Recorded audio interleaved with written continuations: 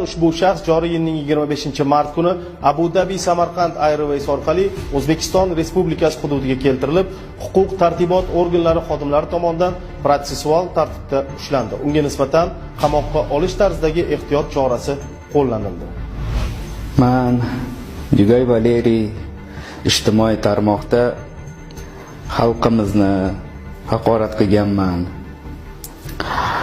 Men hammasini shu aktiv uchun qildim, tanilishim uchun qildim. Lekin bu narsani hammasini tushunib yetib, juda qattiq pushaymonman. Hammadan chin qalbimdan men kechirim so'rayman. Juda qattiq pushaymonman. Iltimos qolaman, meni kechiringlar, iltimos xalq. To'g'ri, mana ijtimoiy tarmoqda qilmagan ishlarim qolmagan. Aktiv uchun men davlatimizni, xalqimizni, millatimizni haqorat qilganligim uchun juda qattiq pushaymonman. Va mana shu mehnatkash xalqimizdan shuni yurakdan kechirimni so'ramoqchiman.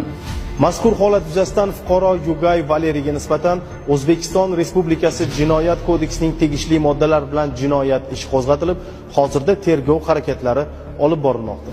Iltimos, meni kechiringlar.